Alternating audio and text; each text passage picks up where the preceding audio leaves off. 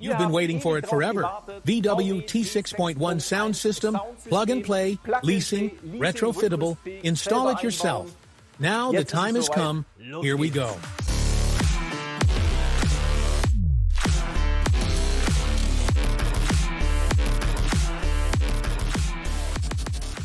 Plug and play is the name of the game.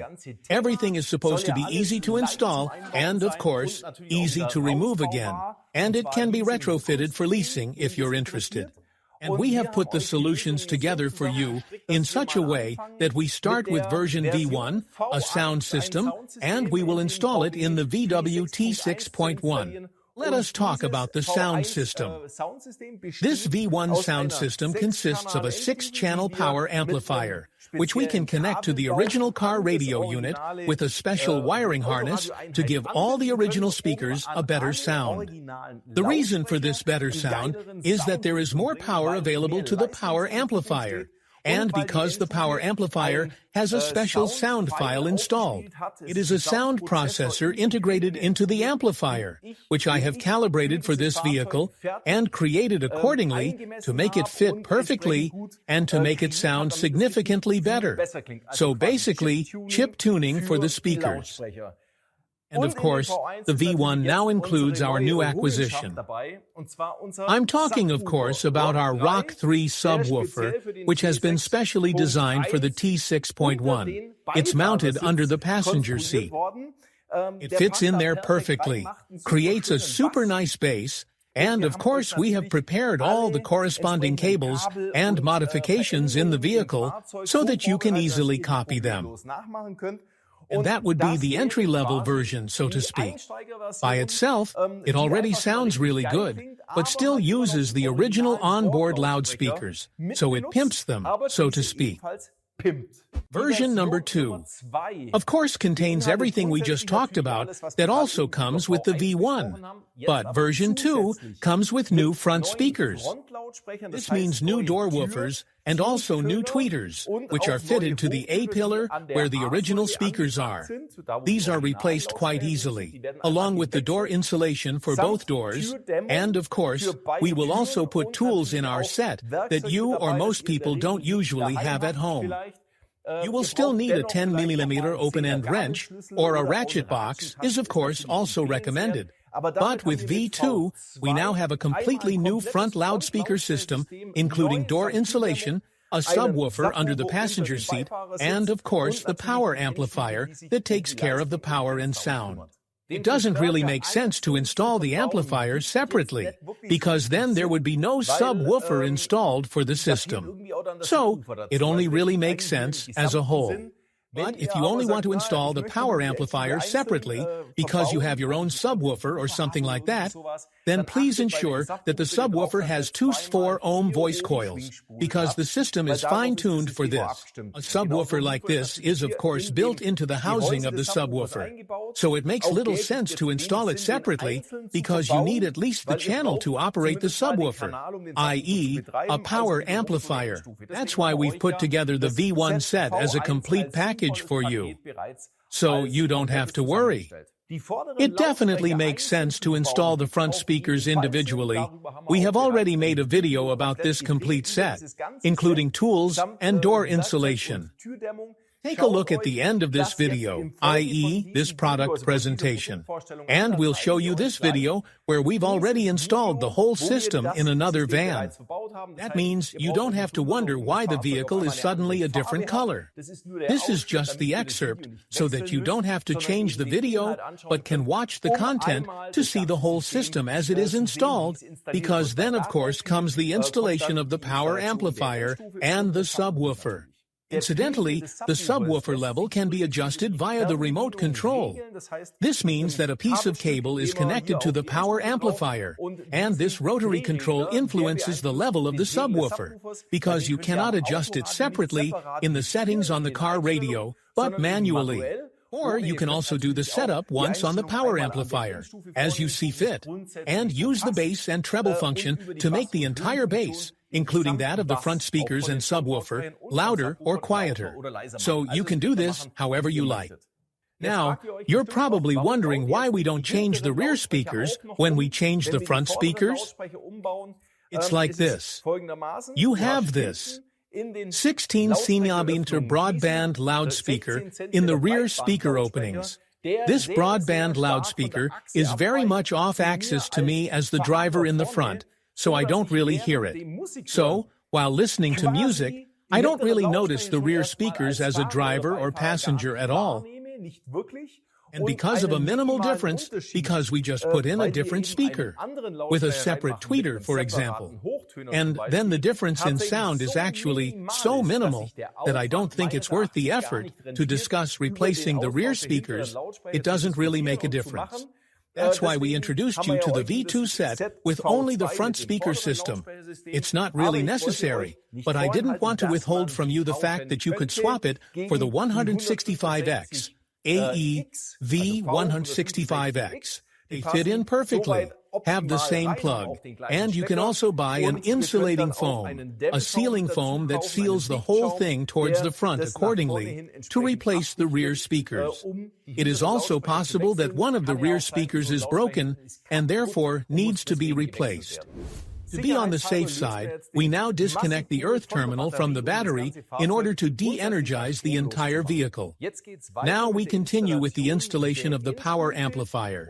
And docking the power amplifier with our wiring harness means that we have to get to the basic radio part here, i.e., not the control panel up here where you operate it, but the basic unit, which is hidden underneath here. To do this, we now have to unclip this part here at the top and the part on the side, and can then also unclip this part here up to this point. The last clip on the rail is a bit more stubborn, but you can give it a bit more help with the release tool, and then it will eventually come out. So, come on.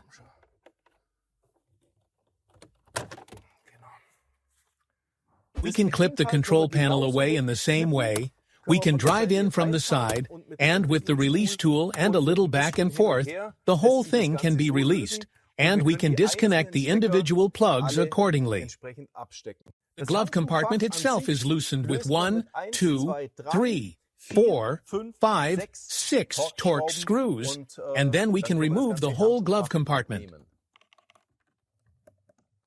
Here we still have to loosen the two plug connections, one down here,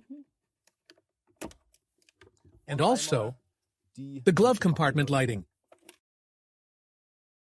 Here, you can already see our radio unit, which we could theoretically pull out now with our accompanying release lever.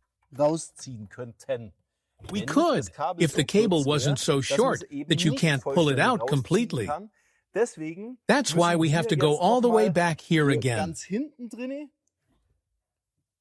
Here we have to loosen a second, a third, and a fourth screw so that we can turn the front panel to the side far enough to reach our connection covers.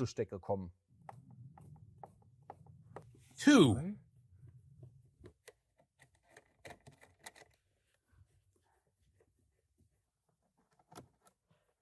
So that we can get to all this stuff even better, we can also clip away this cover plate down here. It's actually only clipped on.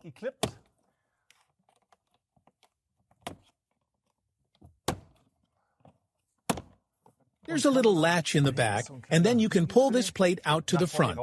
And now we still have a plug. And we've already come a long way. This panel can now be clipped away to the front. There are only 2 more clips in here, and now we can push it to the side like this.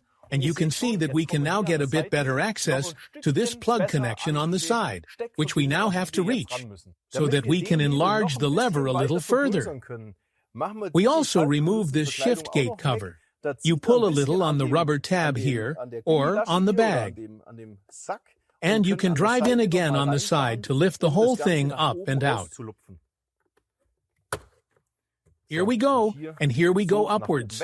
And now we can move the whole thing so far away that we can reach the plug. From behind here, we can now. push this bracket upwards and unplug the connector, and have the complete connector in our hands. Our plug-and-play wiring harness is now replaced here with this quad-lock plug, as it is called, which we have just unplugged from the radio, with the MQS plug part, in other words, plugged in between. On the other hand, the power is also tapped for our power amplifier, and we can now change this directly at the plug. This beige-colored plug part is unlocked by loosening this clip at the top here with a small screwdriver. It clicks once, and there's another clip like this at the bottom. So, we've unlocked it now and can pull it out towards the back.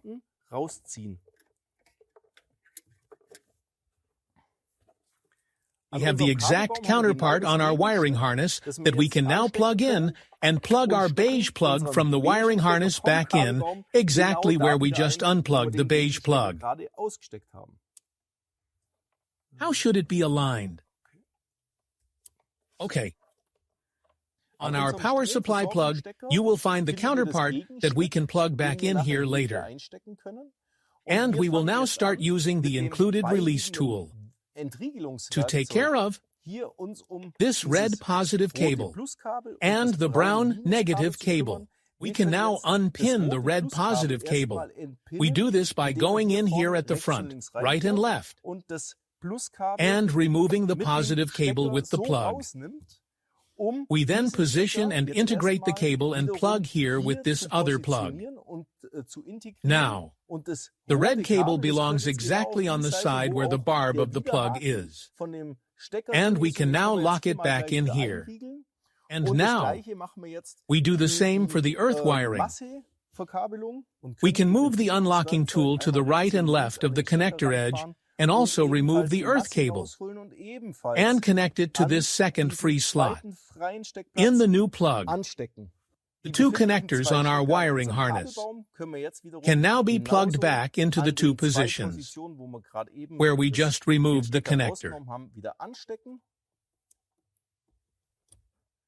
And we have now created a plug connection that we can now plug in, and we have branched off the power supply from our quad-lock plug for the power supply of our power amplifier, and yet everything is now plugged back to the original quad-lock plug, and we can now plug it back into the car radio, just as it was before.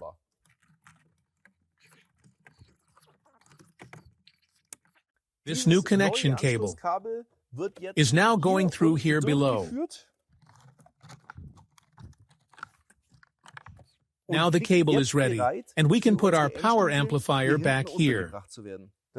We can now tuck the cable away nicely in the back here, and gently push the radio unit back into its original position, and lock it. Theoretically, we could of course plug our power amplifier in here ready-made, and place it in the free space down here, and basically, we would be finished with the installation of the power amplifier.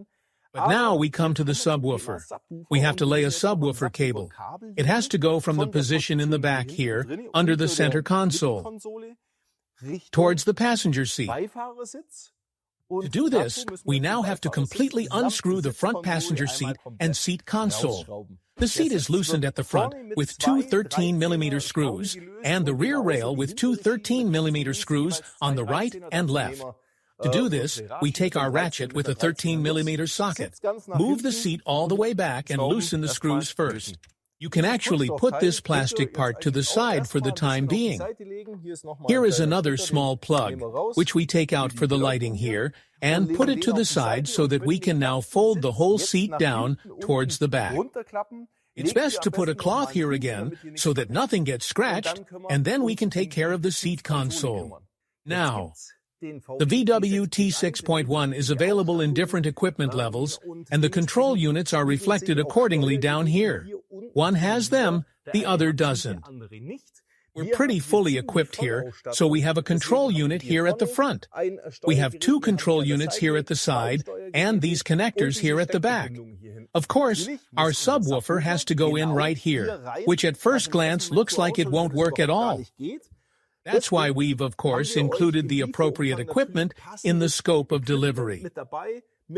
With the right screws to convert this down here a little, and still have everything perfectly integrated, but then have space for our Rock 3 subwoofer. This little thing here also contains a 20-centimeter subwoofer in this bandpass enclosure.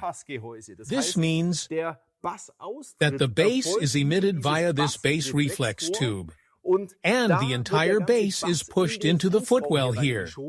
And you basically only have this blind box, which is this subwoofer. The first thing we can do is unscrew the control unit and this plug holder.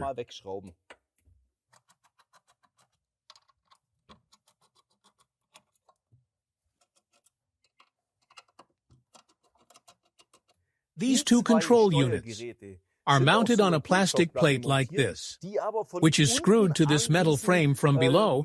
The same applies over here, where we still have the power supply for the USB charger here on the side, which we can also disconnect or reconnect. It's only fixed from below, so we can unhook it here and let it move forward a little so that we have a free space here in any case. The seat console is secured with 4 17mm nuts. And now we can take the seat console and set it up a bit. The 2 Torx screws at the bottom still need to be loosened. And we can also remove the clip here to simply detach the cable. The whole seat console can now be reinstalled exactly as we just removed it. You can see this piece of cable that was just hooked in here. We actually have to move it over here a bit to remove it from the back of the surface here. Now let's tidy up this whole area. We start by taking apart all the plug connections so that we can remove the entire plug holder. We throw the entire thing out, just as we can now remove these 2 control units from the plastic holder. So, now comes our new attachment for the corresponding plug connections. This new attachment essentially provides a new position for the plugs. They no longer come out so far, and we have this plug-in lug on the side, so that we can also fit the control unit here and mount it as well. Now we take a piece of Velcro tape. This allows us to attach the control unit directly to this bracket.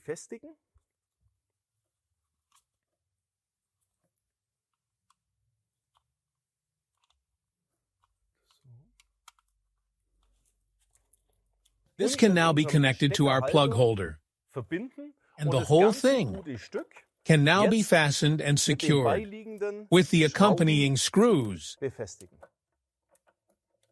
We have now fixed the plug holder with 2 screws, which are of course also included in the scope of delivery. The first control unit has already found its place here, and we can now tidy up our plugs by plugging them back in here, preferably in the same way, as I am doing here now. Because then the positioning of the wiring harness is just great. First the blue one, then the gray one, then we have the red one, and then the white one. We can now plug in all the plugs from above.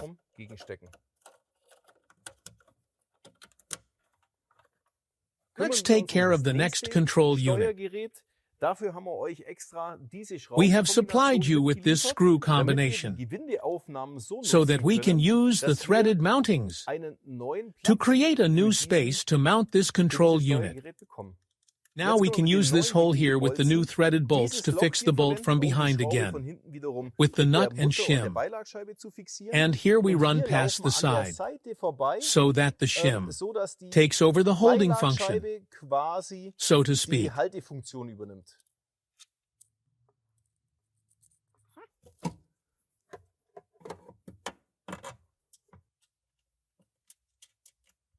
The rear nut here, you have to thread it in from the side here and tighten the whole thing a bit blind, but it actually works quite well so far. It's only 2 or 3 turns that we need to tighten it in the end.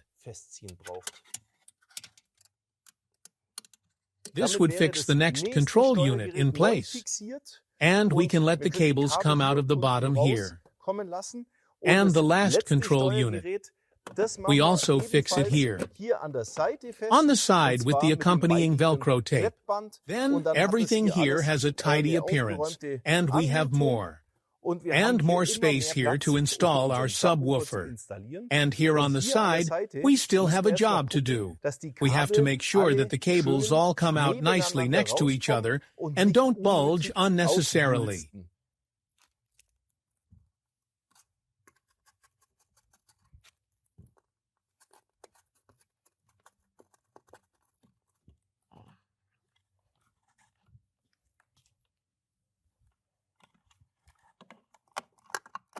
To make the installation position perfect, let's go down there.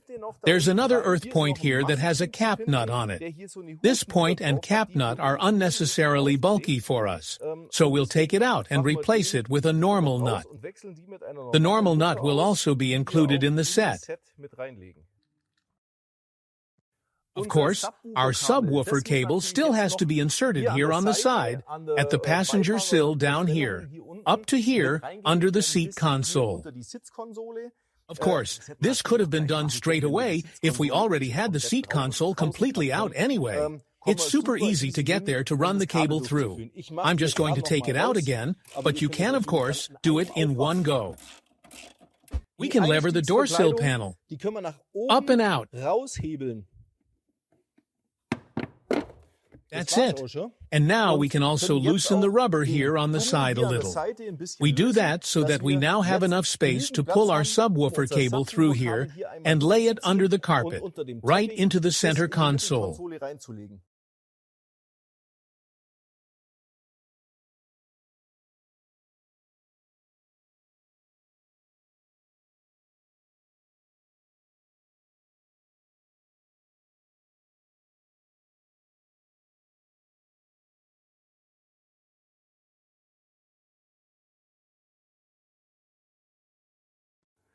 Okay, folks, now we've got it. Super nice and tidy. We can lay our subwoofer cable over here and plug our subwoofer into the left-hand socket, where it says 0D Griot. Our sound system is now designed for this, and we can now insert the subwoofer right here. We can now also clip the plastic flap back on. The subwoofer cable is plugged in directly next to the 20-pin connector. It also says subwoofer output. Now we have a slot over here for our remote control for the subwoofer level. If you want to put it in, you can now look for a place. It is definitely included in the scope of delivery. You are free to choose the cable routing where you finally install this rotary control at the front. In this state, you can now reach it anywhere to pull the cable to where you want it. There is a switch and 2 rotary controls on the power amplifier, which I will now briefly explain to you. This is not entirely unimportant. The mode switch has position 1 or position 2. Position 1 is if you are using the original speakers and have not installed the optional speakers with the door insulation. If you have done this, please switch to 2, then the equalizer is tuned to the option speakers. Otherwise, leave it at 1 for the original speakers. We now have the option speakers in here, so please set to 2. Control knob 1 regulates how much total bass the front speakers really want to get. If you turn the stop to the right, the speakers will not have quite as much bass. But if you do that, they will then be more powerful. This depends on what kind of music you listen to and how loud you listen to it. If you listen to quiet music but want a lot of bass, you can turn the rotary control further to the left, and the front door speakers will simply produce even more bass. You will notice it very strongly, so you can play around with it yourself. Control knob 2 is the subwoofer. If you don't plug it in with the level remote control, then you can set up the overall level here in any case. Then you usually turn it all the way up and listen to it first. And before you put everything back together again, you adjust it as you think is right. So you can go left to the stop, subwoofer 0, nobody would probably do that. But you can, of course, choose anything in between, up to maximum. You can now insert the power amplifier directly here, under this thick wiring harness. And you can leave it there, too. It's not going anywhere here. Please make sure that there are no cables running over it, as the screw will go straight back in. But you can leave the power amplifier here, and you'll have great cooling, and it won't get in the way. For the installation of the speakers, we are now showing you the video on how to do it. We have already published that, but have also included it here. Please make sure that the yellow cable is cut, because there is a 3 dB attenuation in it, and our DSP power amplifier is also tuned to the 3 dB attenuation. So if you want a linear frequency response, cut the yellow cable as shown in the video, so that the question is already answered. We start by removing the A-pillar, because this is where our tweeter is hidden underneath, which we now want to replace. And if you have one of these roller blinds in here, you don't need to take care of anything. We simply remove the side panel or the A-pillar by reaching down into a small bay from behind and unlocking the panel from the front here. Once this is done, you can now remove the whole thing here. Now, there's a 30mm Torx hidden underneath here. And now we've already got this piece here already sticking out quite a bit. Now we can use the removal tool to get back under the rubber here. And now we push the A-pillar trim inwards, like this. And can you hear that? Now the whole thing unlocks by simply pulling it inwards. And now all 3 latches, or the clips inside, are already unclipped. So it's really very easy with this vehicle. To make it easier for us to pull this out at the side, we can also pull the whole thing out here at the side and take this part out like this. And now we can lay the A-pillar down here and put it aside. There's only one cable connected here, and that's from our tweeter, which we want to remove anyway. And it can be easily unlocked by pressing the 2 clips here together a little and pulling them out. And this is what the A-pillar trim looks like from behind. These were the 3 clips that are clipped into the A-pillar itself and hold the whole thing in place. And we are now removing the tweeter and replacing it. The original VW tweeter is welded to the plastic with 3 points.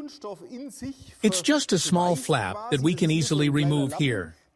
So you can see how easy it is to remove. We just clip it away at the top. After this, you can then see the 3 studs remaining. They are quite far inside. Now, we take our new tweeter and install it right here so that it disappears into these studs again. So now it's practically ready to go. Now there are no more solder caps on it because you can only use them once. We have to replace it with something else. We now take our accompanying hot glue gun with the black stick and apply a little glue to the points. If we do it like this, it just stays the way the original tweeter was. So we've included everything in the set for you and thought it through so that you can get everything ready. Let it cool down, then we can reinstall the A-pillar exactly as we removed it. Briefly about the tweeter itself, we have the plug connection in here so far that this plug fits just like the original VW plug. We have it here, it's the same. And this is the crossover. This part is very important because it protects the tweeter from low frequencies, and we can even make a level adjustment. That's what this yellow cable loop is for. We cut the yellow cable if we want to make the tweeter 3 dB quieter than it would play by default. That's why we cut the cable, but the frequency response is then more perfect, and the treble is not quite so dominant. However, if you like a powerful treble and prefer that, You don't need to cut this yellow cable. Just leave it. Anyone who says they want such a smooth, beautiful tweeter simply cuts this cable and insulates it somehow on the side so that the cable ends can't come together and wraps tape around the outside, for example. We put the A-pillar back here. Now we can comfortably put our plug back in here. After all, it's still a plug-and-play speaker system. And now we stow the cables back here in the A-pillar shaft so that it's not in the area where the A-pillar will lock in. And now we can put the whole thing back in here. And from the outside, we just look where the pins are here, because you can see that from the outside easily. 1, 2, 3. So all 3 are now inside, and now I'm going like this. And the A-pillar is now back on. Place the rubber here on the side over the edge again, and fit the grab handle in the same way. And then, that's already a big step. We have already removed and replaced the tweeter. And the same on the passenger side, of course, but it's exactly the same, so we'll show you everything here on the driver's side. And now the door, we're replacing the woofer and doing the door insulation. It's best to close the window at the very beginning, because then we'll have better access to the outer panel once we've uninstalled the loudspeaker to install the insulation. We're now going to remove this veneer, and it might be best to take 2 removal tools, and we can drive into the corner down here and unlock it so easily that we can get in at the bottom. Then we'll remove it clip by clip. And we can unclip it. So, this is what it should look like. Under here we see 2 holes, each with a 30mm Torx screw in it, which we unscrew. The screws can also be pulled out with a magnet. The next screw is obviously down here. This is a 20mm Torx. We can put it in and take it out in the same way. And now, a little bit hidden, right underneath, we have 2 latches inside. This is a 10-point head that we have to turn 90 degrees. Then there's a plate here that practically rotates at the exact angle so that it's permeable afterwards. Can you see that a bit? And the same over here. Set it vertically. If you have it horizontally, as it is now, then it locks and cannot get out. Now we can insert the unlocking tool here on the side, between the metal and plastic trim, and unlock the whole thing with a hearty tug. And now we can continue by hand, because we can reach in at the bottom and release all the clips on the side. Now we pull the whole door panel upwards. And then we almost have it in our hands. Now you can tighten this little lever in here a bit. Then I can remove the whole locking unit. That's my door handle, open and close.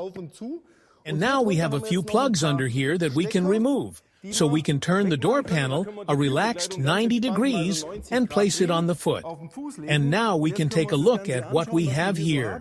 For example, we now have the brown one here, which we can unlock upwards and pull out here, which is also just this small unlocking mechanism. Now we have the one with the blue split pin, which can be unlocked and pulled out here.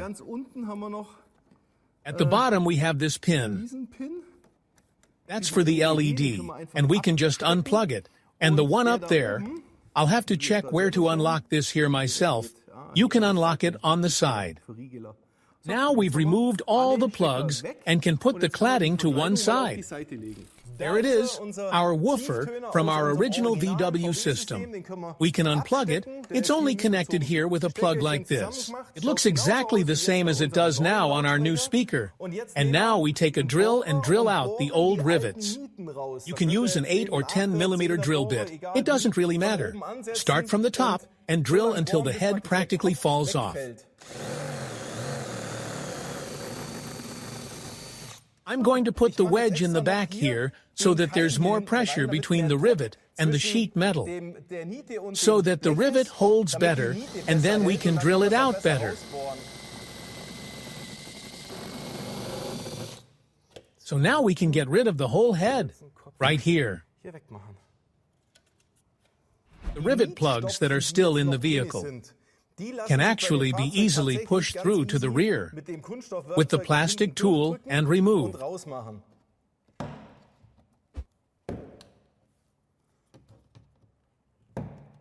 So now we have our 4 new holes for the speakers, and we're going to start insulating in the back. But first, let's clean up the sawdust.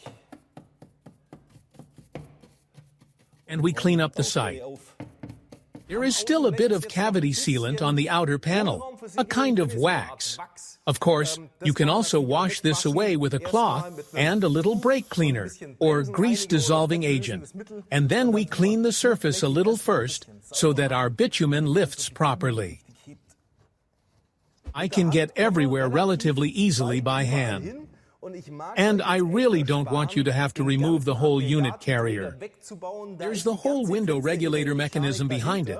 You could perfect it and bring it to 100% insulation, if the term even exists. And then, of course, you could insulate the whole outer panel. We'll save ourselves the trouble now. I want you to have a lot of fun with it. And you'll also have a lot of fun with 99% door insulation. And now we're going to make small pieces so that you can get there relatively easily to install the materials. And now we're simply making pieces like this, maybe 15 centimeters by 10. And we're applying them to the outer skin.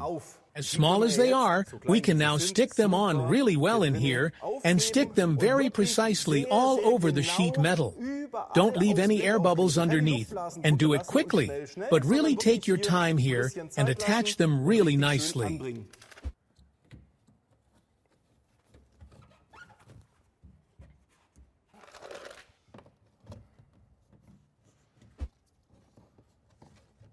Then we can install the speakers now.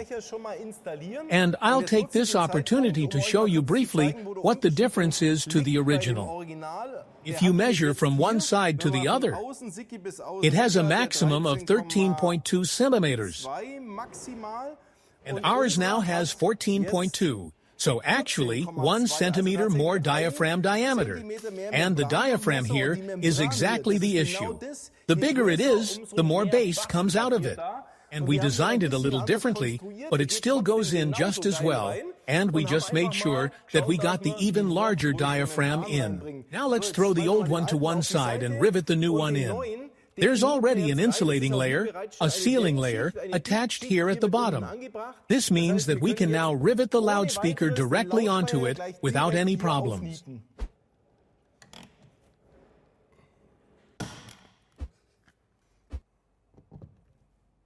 Plug it in, and our loudspeaker system is connected and ready to go. But we do it better than the original. We are now insulating the door a little, because it's all plastic. It all gives way so much that it vibrates and takes efficiency away from the speaker. And we're also going to stick some insulating material on here to make the whole thing heavier. We've already glued 1/3 of a mat to the outer skin. And now, we're practically gluing the rest of the first 2 mats all the way over here to make it heavier. And you can watch me do a bit of that now.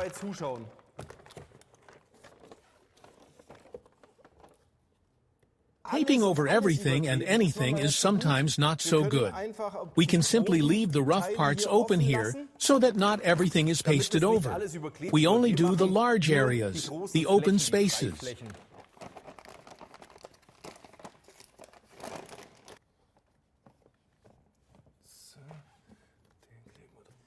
We can now work with the plastic tool again. It works perfectly for that, and get the material into the recesses. And above all, press everything down somewhere where it will fit afterwards. You have to do this because we are also putting a second layer over it. That looks good, and it's getting heavier now. Whatever. Please also make sure that things like this are not taped over. After all, that's where our splints will be later, where the door panel locks again inside. So be a little careful here. Here is also the screw that we removed from the bottom, which is hidden here. So we're not going to glue this here either, but we're not going to get very far anyway, and we can just carry on here. So, 2 layers applied. Now we're doing the corner here too. It all resonates in the same way. We'll add weight here. We can also take the scraps that we have already cut away somewhere and try to integrate them here as well. Press lightly. We just want to make a shallow incision in the material. And then we can remove it all.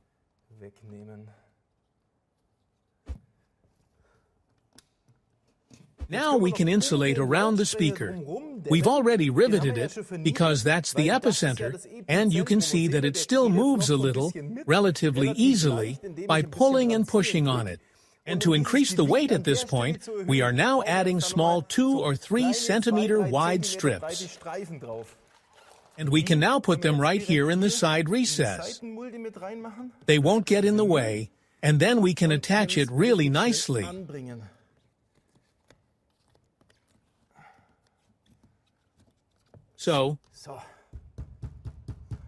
And now you can also do a knock test. It's all very quiet, so it sounds really very quiet now. There's no rattling or booming. In that respect, we're not wrong. And now we still have a piece of material left, except for these little scraps here. You can stick them on, but you don't have to. And we'll take at least one more piece of it here. We want to make sure everything is nice and simply stick another layer of the material on here. And with that, we're also done with the door trim itself. We can still do that playfully now before we throw anything away. So, we're already getting quite a lot of insulation out of here. The result of this will simply be amazing. Bingo! And now we come to the door trim, which is not entirely unimportant when insulating. There is already a small amount of insulating foam attached to the rear of the door panel itself. We're going to remove it now, because we really need to weight down the door trim itself so that it doesn't vibrate too much. So we practically want to prevent the vibration noise, or the vibration, so that the vibration doesn't generate any background noise in the first place. And we can now simply use this material that is still left here. Just put our bitumen mat over it. We still have a whole bitumen mat. And we can stick it over the whole thing. So, let's just get started. We take the mat, clear it halfway, and then we start gluing the whole thing in up there. I put on gloves. On corners like this, you only need to cut them so lightly. Push it up once, press it down, and let it flap over again. That's the whole game. And of course, that's how we tighten every point again to make sure it sticks. And do exactly the same thing over here. Clear the film, in at the bottom, over the top. And now, of course, we can also let the whole thing run into this trough.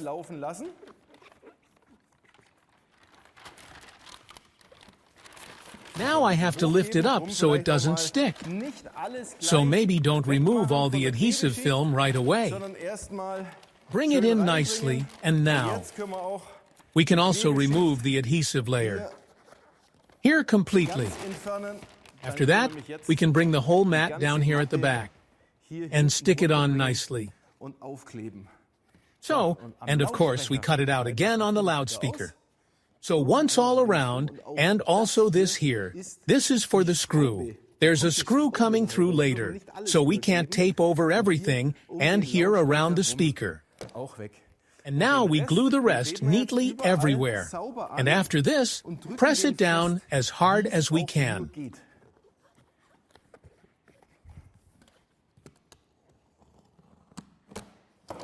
And if we still have some of the previous insulation left over, we can do that in the area where the loudspeaker works again.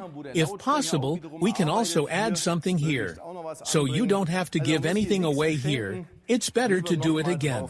We will now attach the enclosed insulating foam mat from the insulation package here, which means that we will now muzzle all the sound that is still spreading next to the loudspeaker, which is located in here, and that is insulating foam.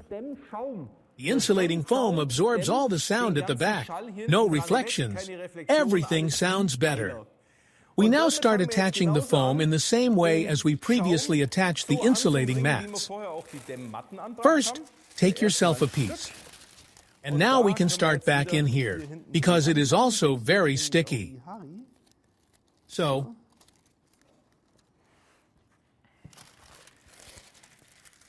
we can now work our way forwards, or downwards.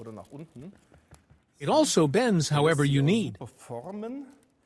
And we'll draw it in there now.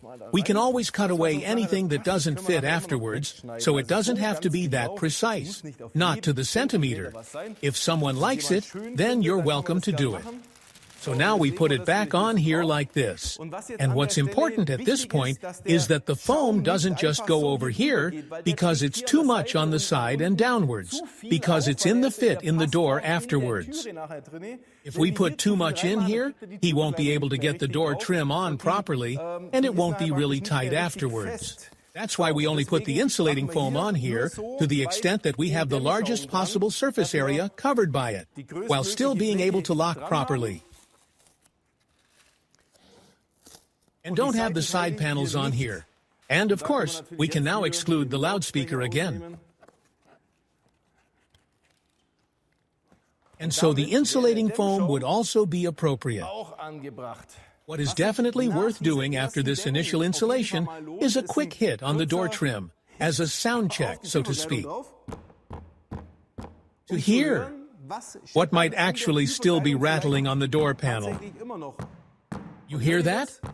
There's something else, and I've already found it. It's these parts here. Look, it's just like this. It's just there, plastic on plastic.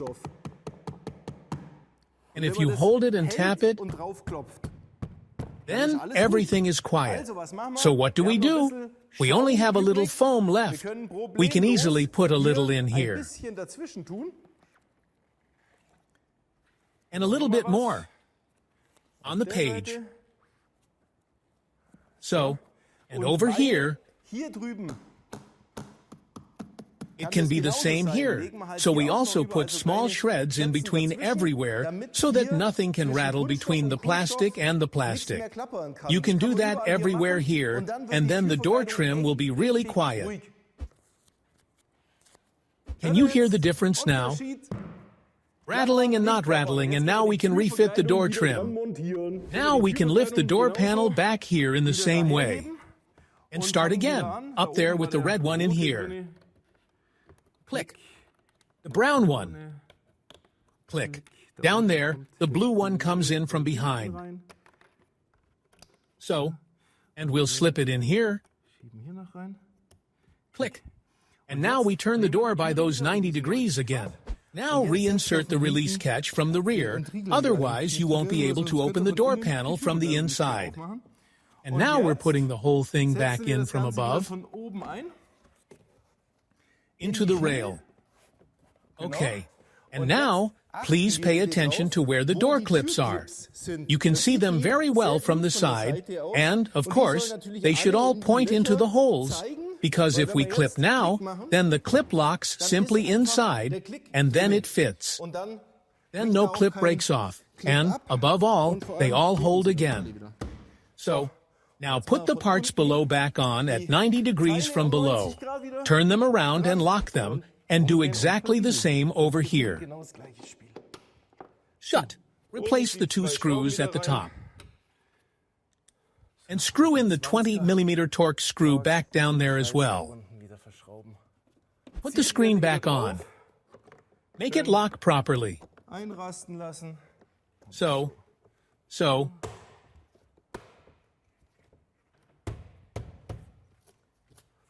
That was it.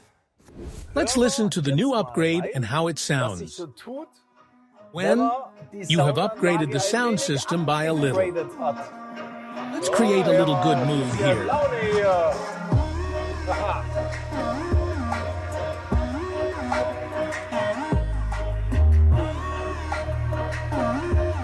you hear my voice? It's really, really good. So we've got quite a big increase in overall volume, which doesn't mean that it's just getting loud, but it's getting loud, and it's a totally clear sound. And yes, and the bass is just really rich here. So that makes it's really fun to listen to these bass songs. Of course, I also adjusted everything and so on. I know I've heard rehearsals before, but the voices at the front sound like they come from the same speaker. The voice now has the body. He